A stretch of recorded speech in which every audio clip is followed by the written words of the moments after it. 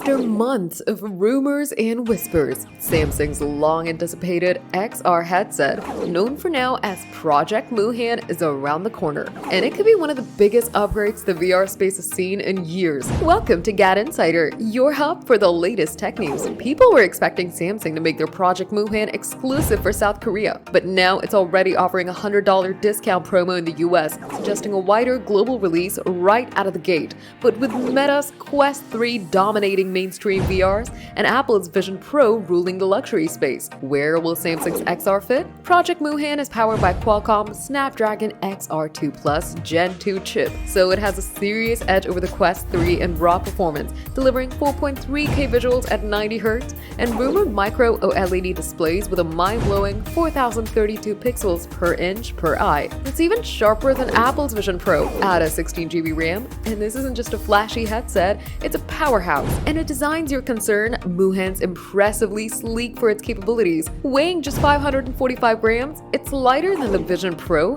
and not far off from the Quest 3. Samsung achieves this by moving the battery to a pocketable puck, which takes care of the comfort. There were whispers that it'll support hand tracking, controllers, and eye tracking, plus versatile light blockers for both VR and MR experiences. Price and content are hidden till now with a rumor tag of $1,800. It sits between Meta and Apple, but Samsung's new Android XR platform is still a mystery. Will it offer enough apps and features to justify the cost? All eyes are on October 21st. If Moohan lives up to the hype, the XR wars are about to heat up. Are you waiting to try out Samsung's XR? Tell us in the comments. Give the video a thumbs up, subscribe to GadInsider, and don't forget to hit the bell icon so you never miss any tech update.